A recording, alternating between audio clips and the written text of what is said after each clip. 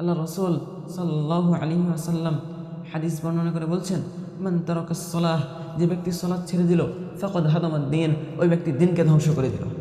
অথচ আপনি আমি প্রতি ওয়াক্তে সালাত ছেড়ে দিচ্ছি, প্রতি ওয়াক্তে দিনকে ধ্বংস করে দিচ্ছি। যে রাসূল সাল্লাল্লাহু আলাইহি ওয়াসাল্লাম আপনার জন্য আমার জন্য তেনার জীবনটাকে বিলীন করে দিয়েছেন, যে রাসূল সাল্লাল্লাহু আলাইহি ওয়াসাল্লাম মক্কা থেকে মদিনা ছুটে বেরিয়েছেন আপনার জন্য, আমার জন্য, আমাদের ইসলামের জন্য, সেই রাসূলকে আমরা ভুলে গেছি। আমরা এখন ঝুঁকে গেছি ইহুদি খ্রিস্টানদের মধ্যে। আমার মাথার চুল থেকে নিয়ে পায়ের টাকনু পর্যন্ত আমার প্রত্যেকটা অঙ্গ প্রত্যঙ্গ ইহুদি খ্রিস্টানদের মতে চলে গেছে। আমার চুলের দিকে যদি তাকান, ইহুদি খ্রিস্টানদের রীতি অনুযায়ী আমার চুলের স্টাইল। আমার পোশাক আশাকের দিকে যদি আপনি তাকান, সেটাও ইহুদি খ্রিস্টানদের মতো। কিন্তু আমার কথা ছিল কি, আমার চুল হবে আল্লাহ রাসূলের সুন্নাত অনুযায়ী, আমার পোশাক হবে কি আল্লাহ রাসূলের সুন্নাত অনুযায়ী। আমার পায়ের দিকে যদি তাকান, আমার পায়ের কাপড়টা টাকনুর নিচে ইহুদি খ্রিস্টানদের রীতিনীতি অনুযায়ী। কিন্তু কথা ছিল কি, আমার রাসূলের সুন্নাহ অনুযায়ী আমি চলাফেরা করব। এমনকি আমার মন মস্তিষ্ক, আমার খাবার দাবার, প্রত্যেকটা জিনিস হয়ে গেছে ইহুদিদের রীতিনীতি অনুযায়ী।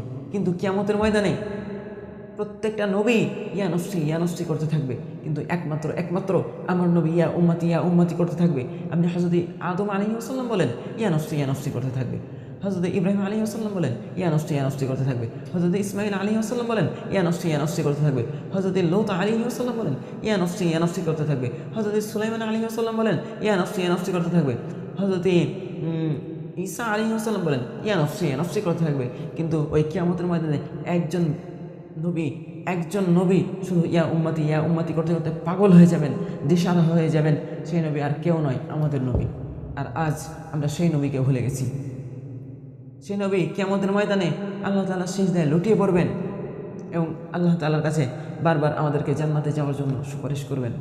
আল্লাহ তাআলা এক পর্যায়ে নবীকে বলবেন, ও নবী, যান, আপনার উম্মতদেরকে নিয়ে আপনি জান্নাতে চলে যান।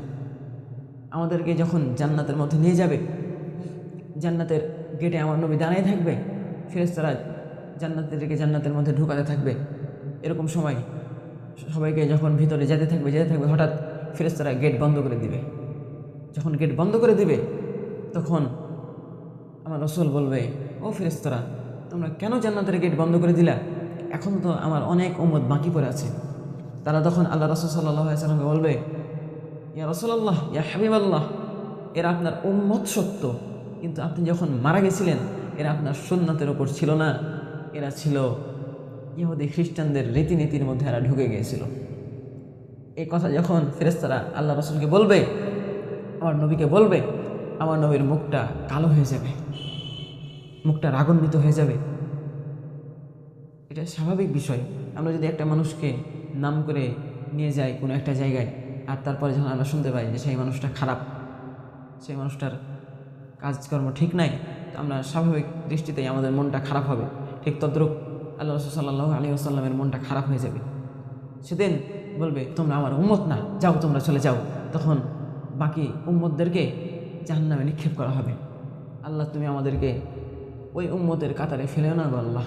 এজন্য আমরা আসুন, সময় থাকতে আমরা রাসূলের সুন্নাতের অনুসরণ করি। আমরা ইহুদি খ্রিস্টানদের রীতিনীতি থেকে বেরিয়ে আসি। আমরা যদি এখন বেরিয়ে না আসি, তাহলে আমরা কখন বেরিয়ে আসবো?